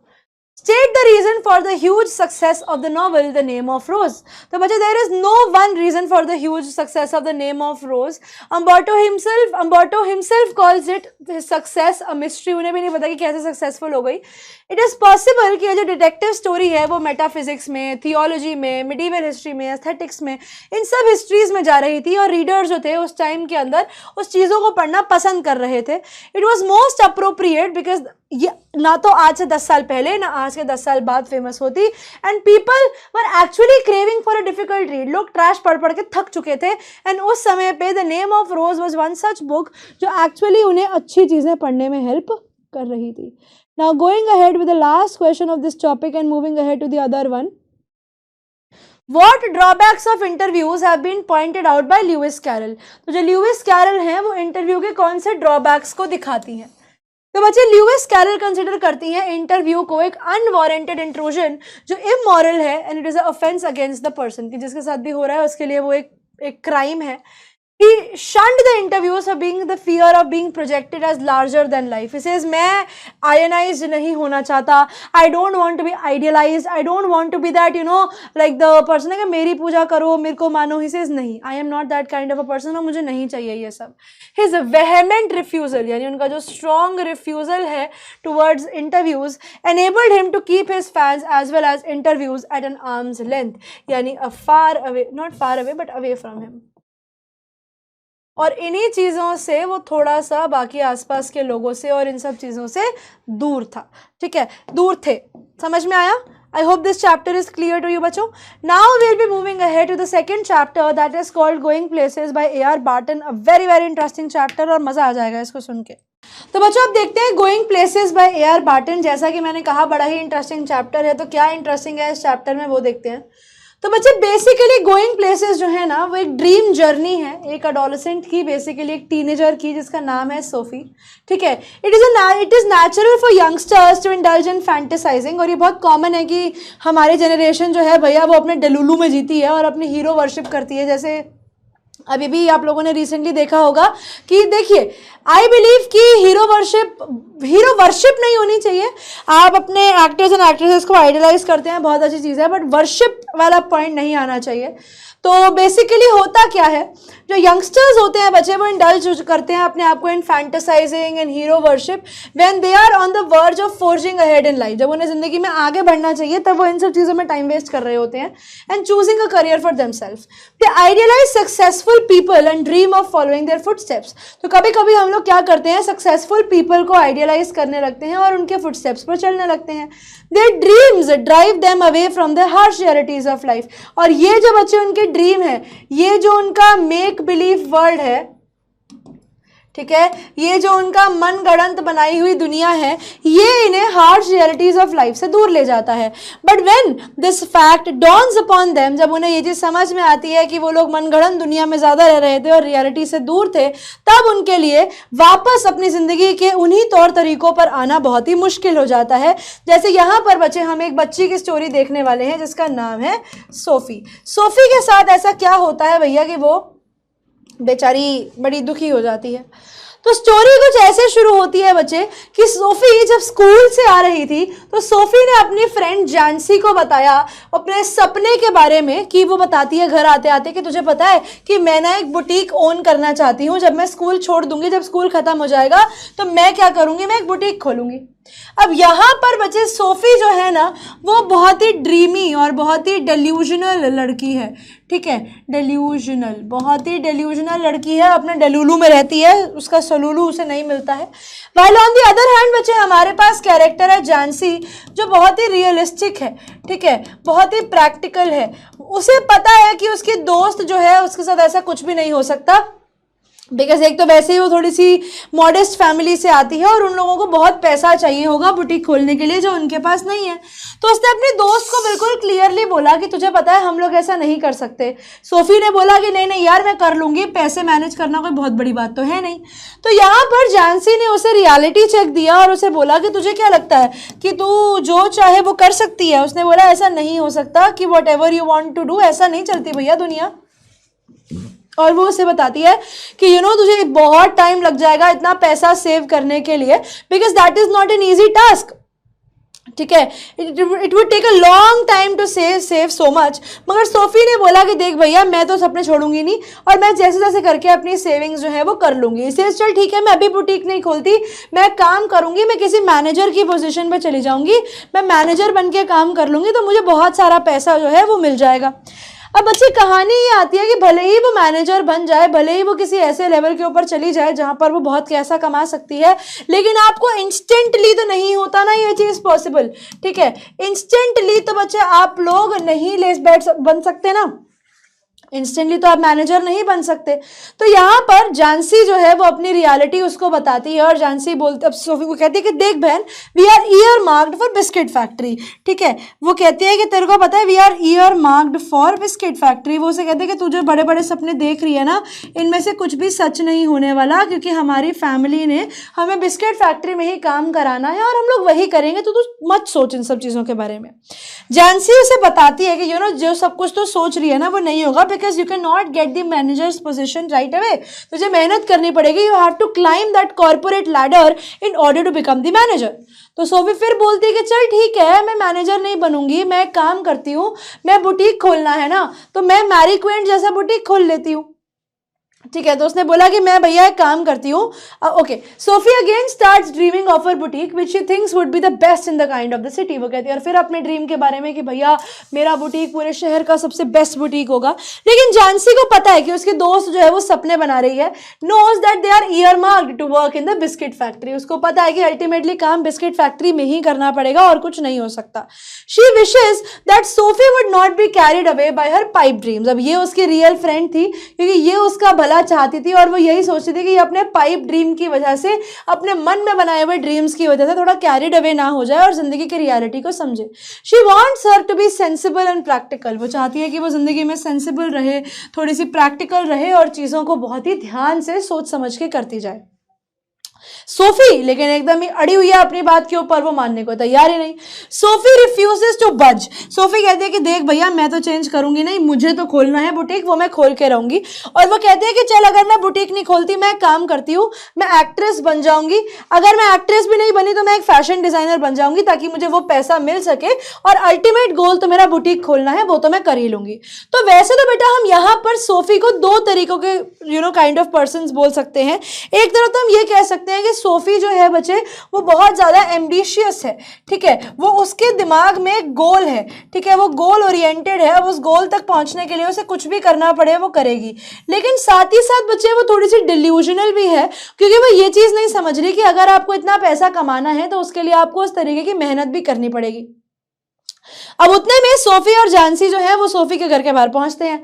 तो अब सोफी के पापा जब सुनते हैं कि सोफी कह रही है कि मैं तो बहुत पैसा कमाऊंगी और मैं बुटीक खोलूंगी, तो उसके पापा जो है वो कहते हैं कि बेटा अगर तू पैसा कमाएगी ना तो तू हमें पहले घर बना कर देगी। उसके पापा यही कहते हैं कि पैसा जो है वो पेड़ों पे नहीं उगता है और पैसा तुझे कमाना पड़ता है।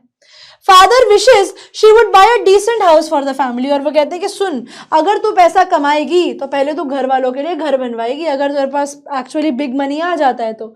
अब डेरेक जो था सोफी का यंगर ब्रदर, वो यहाँ पर थोड़ा सा इंस्टिगेट करता है सिचुएशन को और उसको बोलता है कि पापा शायद मेरी बहन को लगता है कि इसे हमारा पैसा जो है वो पेड़ पे उगता है। और डेरिक जो था बच्चे कहने को वो छोटा भाई था, मगर वो एक्चुअली आग में घी डालने का काम कर रहा था।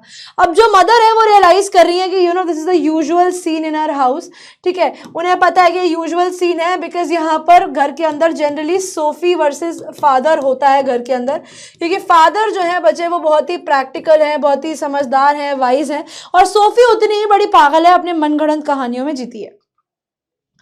अब अगर बात की जाए family status of the people of the Sophie's family, तो फादर एक मैनुअल लेबर की तरह काम करते थे और बहुत ज़्यादा मेहनत करते थे, तो उन्हें पैसों की इज्जत थी। मदर जो है mother's back has become crooked with the burden of household work, और मम्मी काम कर करके बेचारी ऐसी कुबड़ी हो गई है, उनसे भी ढंग से काम नहीं होता। A small house to live in, और जिस घर के अंदर वो रहते हैं बच्चे वो एक छोटा सा घर है, suffocated with steam from the stove, ठीक है। पूरे घर छोटा सा घर है और घर में भी जब खाना बनता है तो पूरा घर स्टीम हो जाता है और जो गंदे कपड़े हैं वो एक कॉर्नर में पड़े हैं। तो सोफी जब अपने घर की इस कंडीशन को देखती है तो वो मन में ये सोचती है कि यार what bad condition is there inside my house, I want to go and live a better life. Sophie feels herself choked in the atmosphere, और सोफी को ये लगता है कि यार कहाँ मुझे फंसा दिया, I want to go and live somewhere else because this is not the kind of life I want to have, और वो यही सोचती है कि ऐसी जिंदगी तो मुझे नहीं चाहिए। अब होता क्या है, सोफी का एक बड़ा भाई था जियोफ, ठीक है। अब जियोफ अकेली उसकी जिंदगी का एक ऐसा कैरेक्टर था जिसको देखकर उसको लगता था कि वाह क्या जिंदगी है, वाह क्या जीता है, मुझे भी जीना है। तो सोफी को अपने भाई को देखकर मन करता था कि यार मुझे भी इसके जैसी जिंदगी जीने को मिले।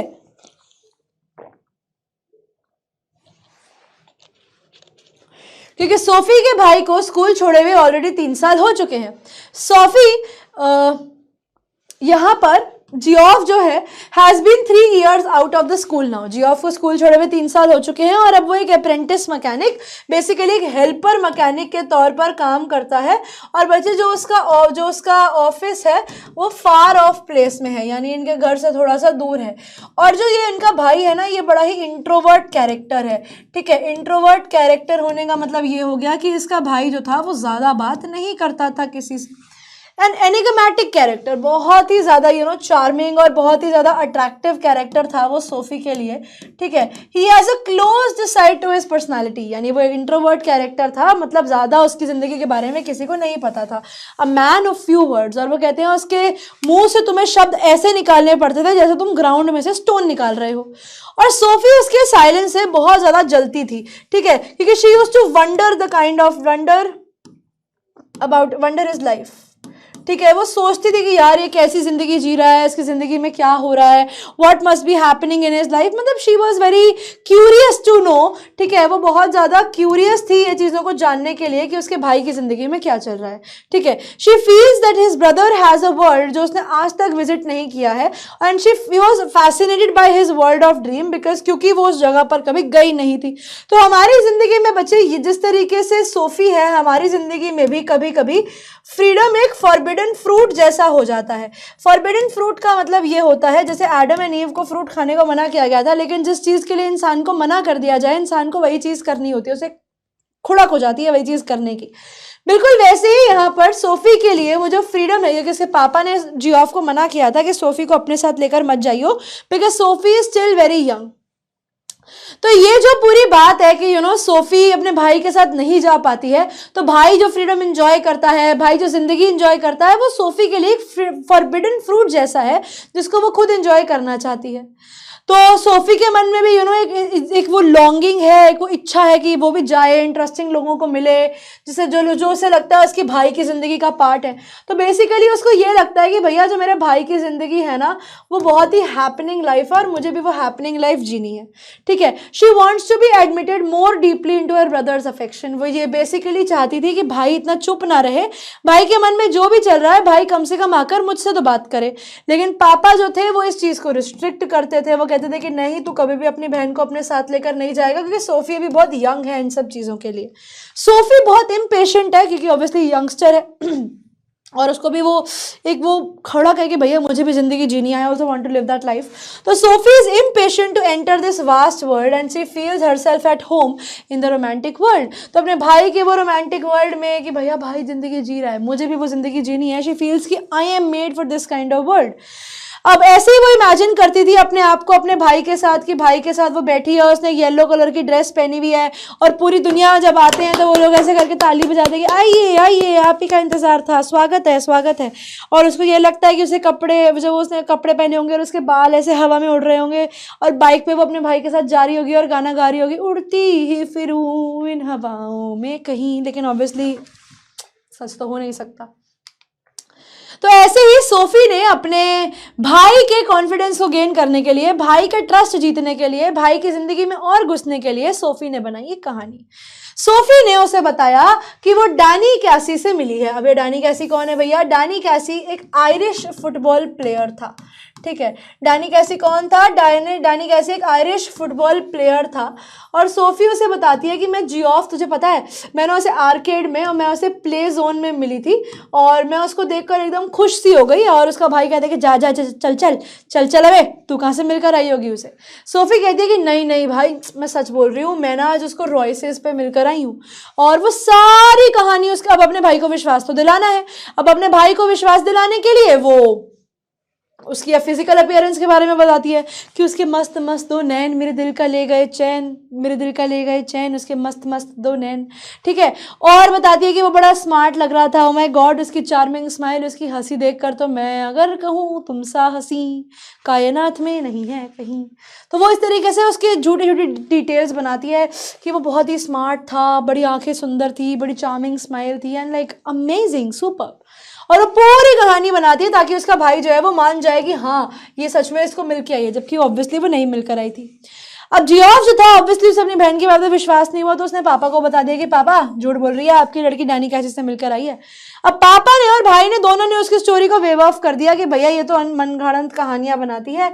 और फिर वो लोग डैनी कैसी के स्किल्स को डिस्कस करने लग गए। अब यहाँ पर हमारी सोफी फिर खुश हो रही कि यार मेरे पापा, मेरे भाई, मेरे होने वाले बॉयफ्रेंड या मेरे होने वाले पति के बारे में तारीफ कर रहे हैं, वाओ अमेजिंग सुपर्ब। और वो खुश हो जाती है। अब पापा जी जो है वो सोफी को ये भी बोलते हैं कि बेटा देख ये कहानियां ना बनानी बंद कर दे, वरना तू अपनी इन वाइल्ड इमेजिनेशंस की वजह से, वाइल्ड स्टोरीज की वजह से किसी दिन किसी बड़े परेशानी में ना फंस जाए। तो सोफी ने क्या किया, उसको पता है कि उसका भाई नहीं माना, तो अब उसने क्या किया, उसने एक और ट्राई किया अपने भाई को मनाने का। और इस बार उसने झूठ एक और हद तक बोला। इस बार उसने बताया कि तुझे पता है मैं डैनी कैसी से मिलने जा रही हूँ। और वो ये बताती है कि पता है मेरे को ना वो रॉयसेस पे मिला था and it was the first time कि डैनी कैसी ने उससे बात करी थी। और उसने बोला कि मैंने डैनी कैसी को बोला कि तू एक काम कर, तू मुझे ऑटोग्राफ दे दे मेरे भाई डेरेक के लिए। लेकिन ना तो उसके पास पेन एंड पेपर था, ना मेरे पास पेन एंड पेपर था। तो इसीलिए हम लोगों ने डिसाइड किया कि हम लोग जो है वापस से मिलेंगे ताकि डैनी कैसी जो है मुझे डेरेक के लिए ऑटोग्राफ दे सके। और उसके बाद उन्होंने रॉयसेस पे जो कपड़े थे उनके बारे में डिस्कस किया। She felt he was lonely and away from this home town. और वो कहती है कि मुझे यही लगा कि वो जो है अपने घर से थोड़ा सा दूर है, बहुत लोनली है और इसीलिए उसे कोई कंपनी की ज़रूरत होगी। तो इसलिए उसने प्रपोज किया कि मैं काम करती हूँ तो मैं नेक्स्ट वीक मिलूंगी। और डैनी जो था उसने भी प्रॉमिस कर दिया कि ठीक है तुम आना, मैं तुम्हें ऑटोग्राफ दूंगी। तो भाई ने यही बोला कि भाई तू एक बात बता, ठीक है। तो उसने भाई को बताया डैनी कैसी की मीटिंग के बारे में। तो जियोफ फिर कहता है कि भैया देख मैं तो नहीं मानता कि तू उसको मिली होगी, ठीक है। तो उसने उसको सिंपली, ये पेज रिपीट हो गया आई थिंक, तो उसने उसको यही बोला कि मुझे तो यही लगता है कि तू उससे नहीं मिली होगी। लेकिन उसने अपने भाई को बोला कि नहीं भाई मैं मिली हूँ, तो मेरी बात पे विश्वास कर। अब अगले दिन क्या होता है, सोफी जब स्कूल जाती है तो जानसी उसको बताती है कि यार मेरे को पता लगा कि तू डानी कैसी से मिलके आई है, क्या ये बात सच है? और सोफी जैसे ही सुनती है कि जानसी को ये चीज पता है कि वो डानी कैसी से मिलने की बात कर रही है, तो सोफी डर जाती है, बिकॉज शी गॉट एंग्शियस कि यार ये कहानी तो मैंने सिर्फ जियोफ को बताई थी और जियोफ इतना बड़ा पागल है कि उसने ये बात जो है इसको बता दी, जानसी को बता दी। और बेसिकली वो ये कहती है it was a Geoff thing, वो कहती है कि ये एक जियोफ थिंग थी, मतलब ये एक ऐसा सीक्रेट था जो सिर्फ जियोफ को पता होना चाहिए था, नॉट अ जानसी थिंग, इसे ये बात मुझे जानसी को बतानी ही नहीं थी।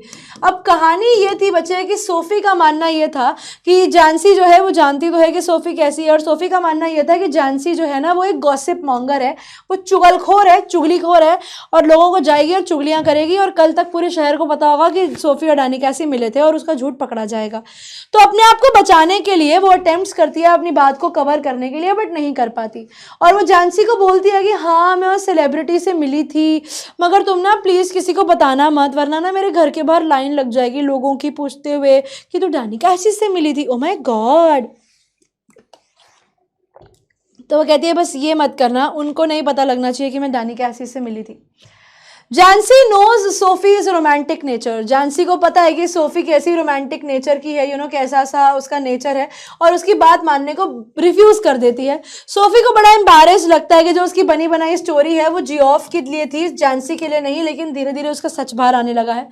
उसे पता है कि जानसी एक गॉसिप मॉन्गर है और जो सीक्रेट वो उसको बताएगी वो दुनिया भर को पता लग जाएगा, और obviously she can not risk her plan. तो सोफी ने रियलाइज किया, जब बात करी तो उसे ये पता लगा कि जानसी को कुछ नहीं पता, सिर्फ ये पता है कि वो डानी कैसी से मिली, दैट्स इट। उसे कुछ नहीं पता कि वो लोग आगे मिलने वाले हैं या वो डेट पे जाने वाले हैं या क्या हो रहा है, उसे कुछ नहीं पता।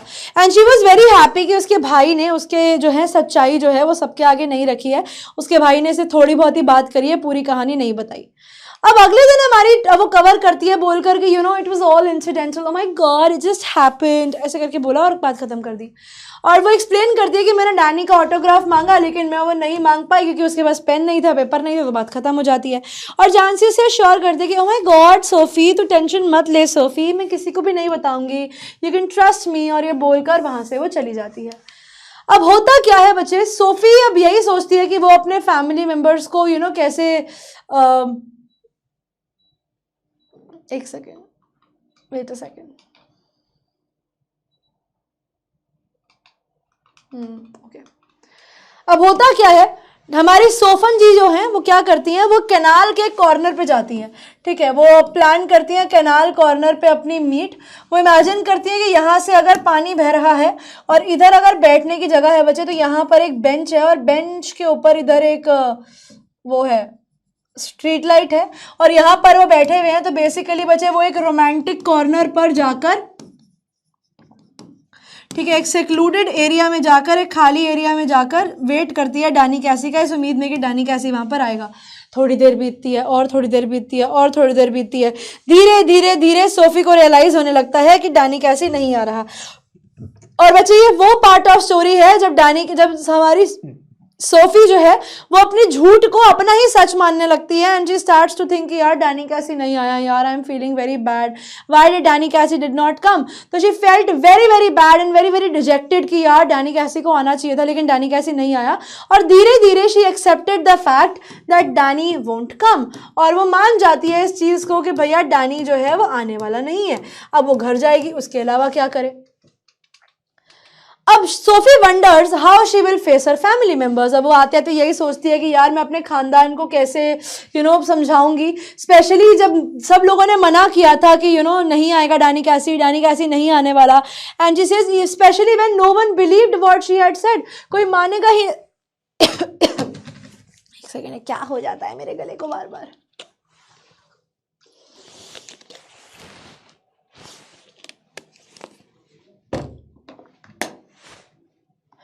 And is not ready to accept the reality and feel sad. तो उसको ये लगता है कि मेरी बात किसी ने पहले भी नहीं मानी थी, अब I don't know what they are going to say. She is not ready to accept the reality and feel sad कि डैनी कैसी नहीं आया। She does not want to carry the burden of her sadness, और वो इतना दुखी होकर घर नहीं जाना चाहती थी। वो डैनी को जियोफ को सही प्रूव नहीं करना चाहती थी, क्योंकि वो इमेजिन कर रही थी जियोफ की डिसअपॉइंटमेंट जब वो उसे बताएगी कि मैं डानी कैसी से नहीं मिल के आई। मतलब वो बेचारी अपनी ही डेलुलू में जी रही है। भैया भाई जो है वो तो यही बोलेगा कि देखा तुझे तो मैंने कहा ही था डानी कैसी से तू नहीं मिलने वाली है, तो तू क्यों ही सोच रही है इन सब चीजों के बारे में। Though sad she did not want to give up her dream. वो ऑल्दो दुखी थी लेकिन इतनी भी दुखी नहीं थी कि अपने सपने छोड़ दे। तो इसीलिए उसने वापस से जब वो घर जा रही थी रास्ते में, तो अब उसने देखा कि उसके पापा की जो साइकिल है ना, अब ऑलरेडी लेट हो चुका था, लेकिन उसके फादर वाज आउट, घर से बाहर थे। अब सोफी को लगा कि चलो थैंक गॉड मैं घर तो टाइम पे पहुंच जाऊंगी, मुझे कोई डांटेगा नहीं। अब सोफी क्योंकि अपनी रियलिटी एक्सेप्ट करने के लिए रेडी नहीं थी, तो इसीलिए सोफी ने वापस से अपने दिमाग में चीजों को इमेजिन करना शुरू कर दिया। She dreams of meeting Dani कैसी अगेन एट द रॉयसेस। वापस से वो सपना देखती है कि वो रॉयस के ऊपर डानी कैसी को मिली। इन दिस मीटिंग वो उसे बताती है कि कि मैं तुम्हारी बहुत बड़ी फैन हूँ और मेरी और तुम्हारी फैमिली भी तुम्हारी बहुत बड़ी फैन है। और फिर वो उससे ऑटोग्राफ मांगती है। शी फील्स हिज प्रेजेंस, और इस बार वो इतनी ज्यादा डिलुलू में थी कि वो उसी की प्रेजेंस को फील कर रही है, उसकी क्लोजनेस को फील कर रही है अपनी इमेजिनेशन में। And she is enthralled to think that he is also is only human. और वो यही सोच रही है कि डानी कैसी के अलावा मेरे आसपास और कोई नहीं है, दो प्रोडिजी या जीनियस मेरे साथ खड़ा है। She fails to come out of her romanticism and gets lost in the memory of the match, the only time she had actually seen her hero in person। और वो उसी मैच को याद करने लगती है जो उसको देखने के लिए वो और उसकी फैमिली हर सैटरडे जाया करते थे, जिसको वो लोग एक वीकली पिलग्रिमेज बोलते हैं, कि जैसे हम भगवान के मंदिर जाते हैं बिना नागा, बिल्कुल वैसे ही उसकी फैमिली जो थी वो मैच देखने जाती थी। एंड एवरीबडी प्रेज्ड डानी कैसी, and that was the only time. वही शक्ल, वही चीज़ें, वही सब चीज़ें वो याद कर रही थी, because that was the only time जब उसने डानी कैसी को सच में देखा था। और यहाँ पर आकर बच्चे ये स्टोरी समाप्त हो जाती है। Why is Sophie attracted to Dani कैसी? सिंपल सवाल, कंपार्टमेंट 2014 का सवाल है। तो बच्चे डानी कैसी यंग और सक्सेसफुल फुटबॉल प्लेयर थे from Ireland. He is obviously handsome which adds to his popularity among his fans, especially young girls like Sophie. Naturally, Sophie is attracted to him. Besides, her family members are also huge football fans and Cassie is a hero for them. तो इसीलिए भैया घर का जमाई बनाने लायक उसके हाल थे, तो उसको यह लगता था कि भैया she was under hero worship। और वो हीरो वर्शिप को कब वो रिलेशनशिप में बदलने की सोच रही है, तो you never know। How are Jancy and Sophie different from each other? Jancy और सोफी एक दूसरे से अलग कैसे हैं? तो बच्चे Jancy और सोफी के बहुत अलग अलग कैरेक्टर्स हैं and all together different approach towards life। जहाँ पर Jancy प्रैक्टिकल है, her feet are grounded in reality। उसे पता है कि सपनों में नहीं उड़ना, मेरी जिंदगी की सच्चाई क्या है मैं उसके हिसाब से ही चलूंगी। Whereas सोफी जो है वो डे ड्रीमर है, सपने में दिन में सपने देखती है और अपने इमेजिनरी वर्ल्ड में, मेक बिलीव वर्ल्ड में रहती है। Jancy बहुत मैच्योर है और ट्रुथ को एक्सेप्ट करती है कि उसके लोग जो है वो एक बेसिक सा काम ही कर सकते हैं, एक बिस्किट फैक्ट्री में ही काम कर सकते हैं। On the other hand Sophie जो है बच्चे वो ट्राई करती है अपनी रियलिटी से एस्केप करने का और सपना देखती है कि मैं भी एक एक्ट्रेस बनूंगी, मैनेजर बनूंगी, फैशन डिजाइनर बनूंगी या फिर एक बुटीक ही खोल लूंगी, इससे ज्यादा तो मैं क्या ही कर सकती हूँ। ठीक है, तो she was ambitious yet she was delusional। Why did Sophie long for her brother's affection? Sophie को अपने भाई की अटेंशन और अफेक्शन क्यों चाहिए थी? क्योंकि जब सोफी अपने भाई जियोफ को देखती थी तो शी अंडरस्टूड कि जियोफ एक बड़ा पेशेंट लिसनर है, उसकी सारी फैंटेसीज को सुनता है और he is the only one जिसके ऊपर वो ट्रस्ट कर सकती है, जिसके ऊपर वो विश्वास कर सकती है। The other members of her family and even her friend Jancy, वो सब लोग उसकी फैंटेसी स्टोरीज का, फैंटास्टिक नहीं, फैंटेसी स्टोरीज का मजाक उड़ाते थे, जिसकी वजह से उसको लगता था कि Geoff is the only person जो मेरी बात को सुनता है। तो ऑब्वियसली जब तुम्हारी बात को कोई सुनेगा, you will obviously try to tell them what is happening in your life। She also looked upon Geoff as someone widely traveled। उसको लगता था कि जियोफ ना बहुत घूमता है, he has seen world। ठीक है, वो सोचते थे कि इसने ना दुनिया देखी है और जो दुनिया सोफी देखना चाहती थी वही दुनिया देखी है। His world remained a fascination for her। उसकी दुनिया जो थी ना वो उसके लिए एक अट्रैक्शन थी and she always wished कि काश उसका भाई जो है उसको उसके साथ घुमाने ले जाए। और उसी में ट्रस्ट थोड़ा सा उसको अपनी चुकनी चुपड़ी बातों में फंसाने के लिए ही सोफी ने इस चीज को बोला था कि मैं जा रही हूँ मिलने डानी कैसी से। What thoughts came to Sophie's mind as she sat by the canal? तो बच्चे सोफी के दिमाग में अलग अलग डाउट्स आ रहे थे जब वो कैनाल के पास बैठती हैं और वेट करती हैं डैनी कैसी का। जब उसने रियलाइज किया कि डैनी कैसी नहीं आने वाला है तो उसे जियोफ की बात याद आती है, बिकॉज उसके भाई ने यही बोला था कि Danny Casey is such a great personality, even though you have met him he has various girls in his life. Obviously वो smart है यार, तो why is he going to go after you? She wonders कि वो अपने भाई को क्या बताएगी, एंड जियोफ जो है वो बहुत डिसअपॉइंटेड हो जाएगा, जबकि रियलिटी में जियोफ डिसअपॉइंट नहीं होगा। जियोफ यही बोलेगा कि देखा मैंने तो कहा ही था। She is saddened by the fact she will never be able to show her family कि वो लोग गलत थे और उन लोगों ने उसके ऊपर डाउट किया। ठीक है बच्चों, चलिए बच्चों मैं उम्मीद करती हूँ कि आप लोगों को ये टॉपिक्स जो हैं ये समझ में आ गए होंगे। इसी के साथ बच्चों हम लोगों का ये बैच यहीं पर समाप्त हो जाता है, और इसी के साथ हम लोगों की जो जर्नी थी बच्चे बोर्ड बूस्टर 2.0 की, इसको भी हम लोग बच्चे ख़त्म करते हैं। आई wish you all the very best आप लोगों के फ्यूचर के लिए, और मैं चाहती हूँ कि आप सब लोगों ने जितना पढ़ा है आप सब उसको याद रखें, ठीक है, बोर्ड से पहले रिवाइज करें। And I wish you all the very best for board examination. All the best बच्चों, ऐसे ही पढ़ते रहिए और आगे बढ़ते रहिए। Bye bye.